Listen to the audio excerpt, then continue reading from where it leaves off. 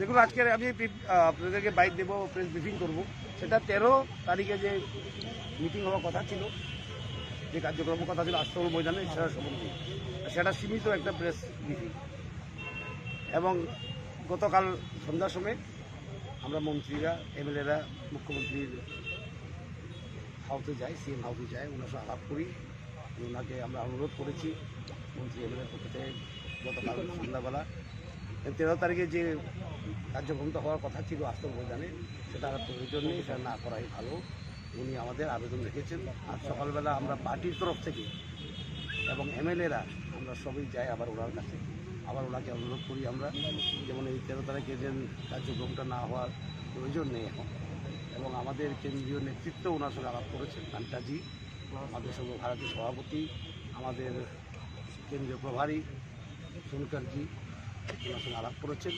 এবং আমাদের মাননীয় মুখ্যমন্ত্রী উনি আমাদের আবেদন রেখেছেন, উনিও বলেছেন যে কোনো প্রয়োজন নেই, এটা আমরা বলেছি। এবং এই জন্য আমি বলতে চাই যে 13 তারিখে যে কার্যক্রম হওয়ার কথা ছিল আস্তর ময়দানে, সেটা এখন হবে না, করার দরকার নেই। এবং আমরা ধন্যবাদ জানাই মুখ্যমন্ত্রীদের, আমাদের আবেদন উনি রেখেছেন, এই জন্য আমরা ধন্যবাদ জানাই। এতটুকু আজকে বলা, 13 তারিখের কার্যক্রমের এখন প্রয়োজন নেই।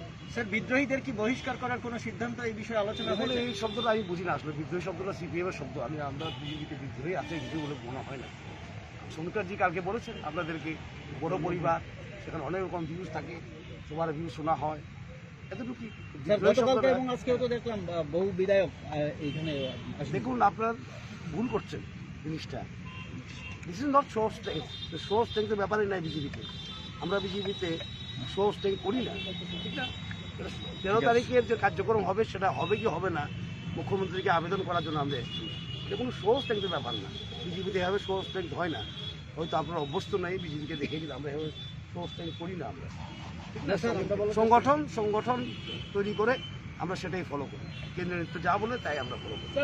রবিবার যে স্টেট গেস্ট হাউসে বিপ্লব হটাও স্লোগান উঠেছিল, দল কি তাদের চিহ্নিত করতে পেরেছেন? দেখুন, এটা সংগঠনের ব্যাপার, সেটা এখানে রাস্তার দাঁড়িয়ে বলা যায় না। এবং আমাদের যে রাজ্য সভাপতি আছেন, যদি উনি বলতে চান এই বিষয়ে, উনি বলবেন বলে। স্যার, সিএম এর ঘোষণা কি সরকার কিংবা দলকে না জানিয়ে করেছিলেন ব্যক্তিগতভাবে? ঘোষণাটা যেভাবেই হোক, কিন্তু দল বলেছে এটা এখন প্রয়োজন নেই। আমরা আবেদন জানিয়েছি সিএমকে, উনি গ্রহণ করেছেন। দলকে আগে জানতো এই ঘোষণার কথা? কারণ এই প্রশ্নটা তো কোনো, এটা কোনো প্রাসঙ্গিকতা নাই এখন প্রাসঙ্গিক এই যে আমরা আবেদন করেছি, উনি আবেদন মেনেছে। বিধায়ক মন্ডলী এবং মন্ত্রিসভা বিপ্লব কুমার দেবের প্রতি পূর্ণ সমর্থন রয়েছে মুখ্যমন্ত্রী হিসেবে। আমরা বলেছি এই মিটিংয়ের প্রয়োজন নেই, এখন কেন থাকবে না? থাকার প্রশ্ন। স্যার, আজকে দুদিনের মিটিংয়ে সুদীপ রায় বর্মন, আশিস সাহা, সুশান্ত চৌধুরী